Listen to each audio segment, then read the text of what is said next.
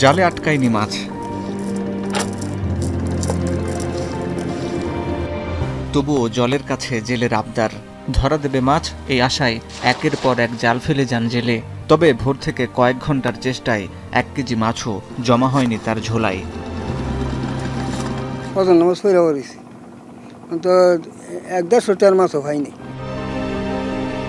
মেঘনার বুকে দিনরাত ভাসে ছোট ছোট হাজারো নৌকা। নানা জালে নানা উপায়ে মাছ ধরেন স্থানীয় জেলেরা। তাদের ভাষ্য, নদীতে মাছ কমে গেছে। নদীতে দরজালে 15টা পর্যন্ত মেরেলা, চায়না জালে, মিউজিক জালে মাছ করতে নদীতে। আগে তো এই জাল আসেন না। নদী থেকে পাওয়া জীবিকা নিয়ে পাড়ে ফেরেন জেলেরা। ভোরের আলো ফুটতেই শত শত নৌকা ভেড়ে নারায়ণগঞ্জের বৈদ্যার ঘাটে রাতে ধরা মাছ হাটে ওঠে।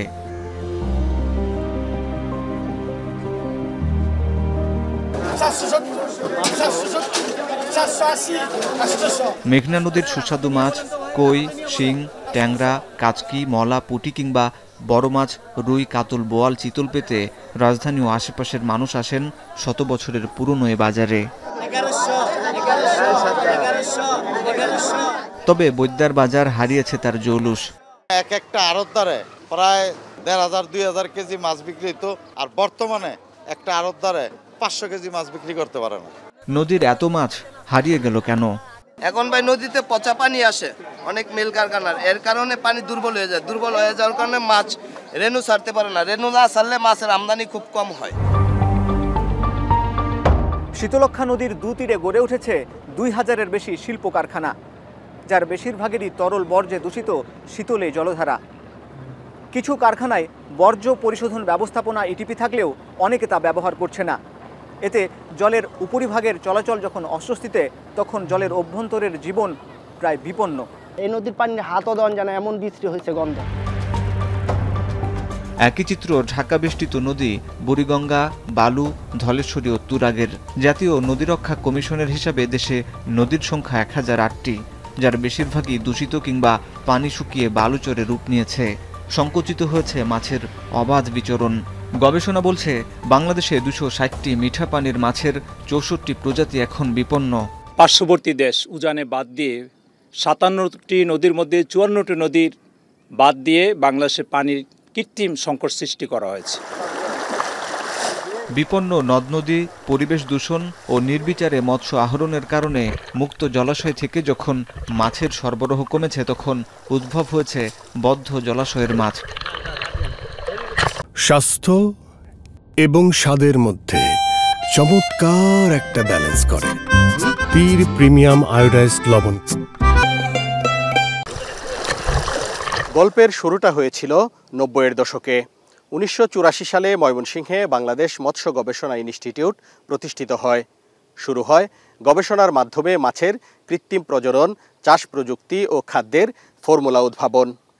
এরপর সরকারি বেসরকারি নানা সংস্থার উদ্যোগে মাছ চাষে এক বৈপ্লবিক পরিবর্তন এসেছে। দেশে বিলুপ্ত প্রায় 64টি মাছের মধ্যে 40 প্রজাতির মাছের প্রজনন ও চাষ প্রযুক্তির উদ্ভাবন হয়েছে।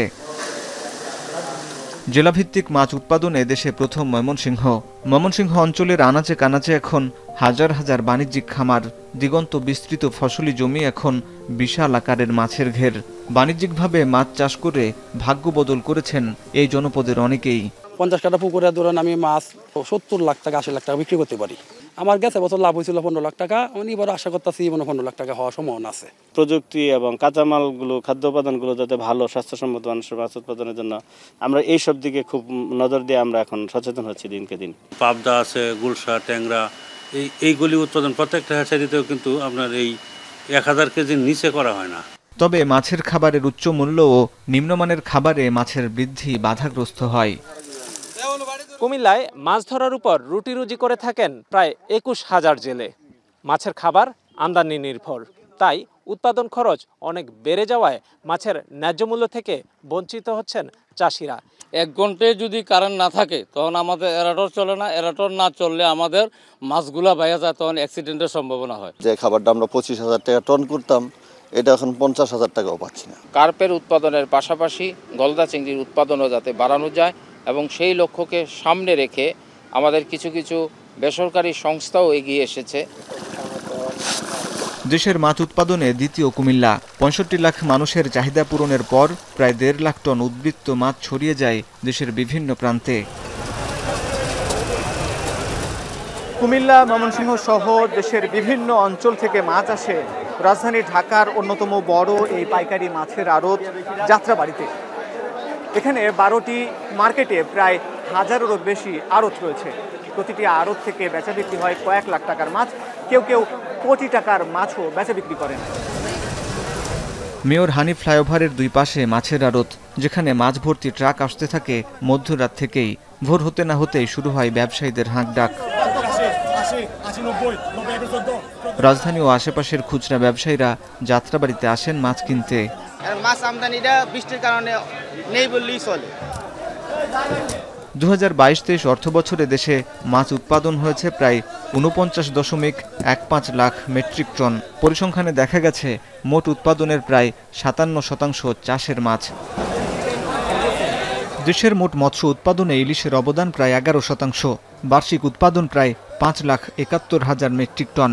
২০২২-২৩ অর্থবছরে চাষের মাধ্যমে চিংড়ি উৎপাদন হয়েছে ২,৭১,০০০ টন। গত বছর মোট মাছ রপ্তানি হয়েছে ৬৯,০০০ টন, আয় হয়েছে ৪,৭০০ কোটি টাকা। চাহিদার তুলনায় অতিরিক্ত মাছ বিদেশে রপ্তানি হলেও প্রতিবছর বিদেশ থেকে মাছের আমদানি বাড়ছে।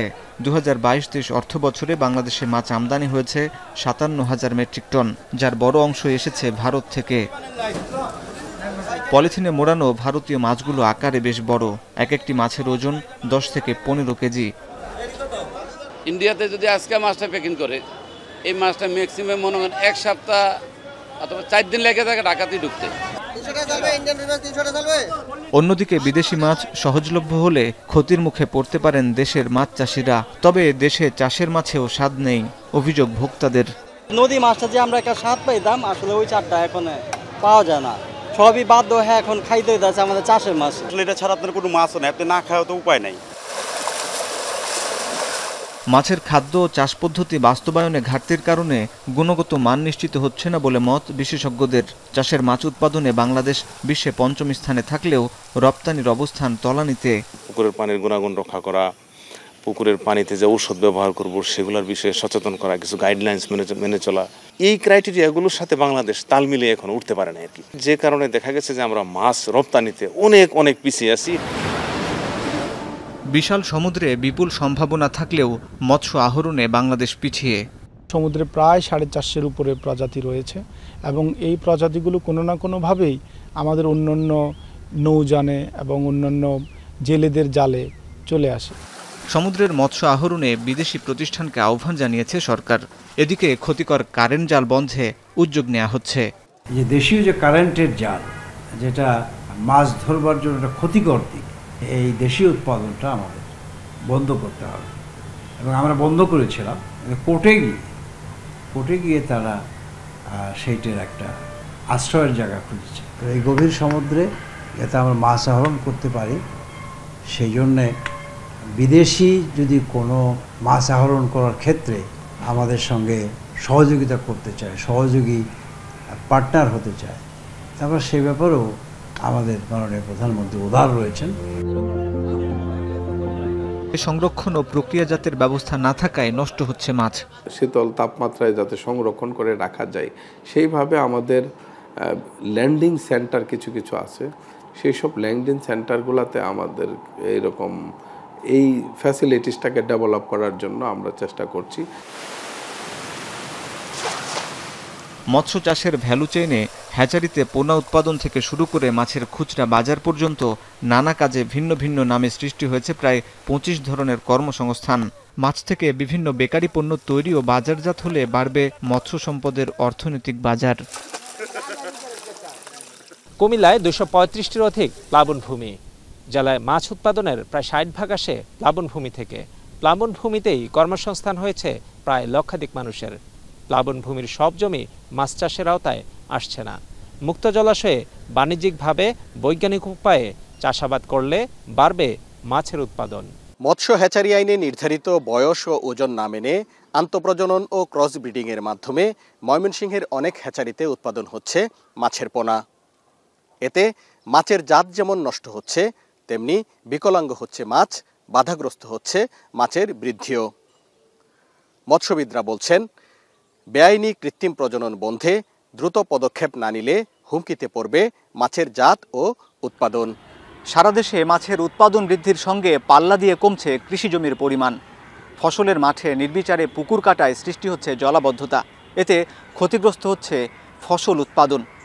তাই পরিকল্পিত মাছ চাষে উদ্যোগ নিতে হবে এবং একই সঙ্গে নদী, নালা, খালবিল, হাওরে মাছের উৎপাদন বৃদ্ধি এবং সমুদ্রে মৎস্য সম্পদ আহরণে জোর ভূমিকা রাখতে হবে।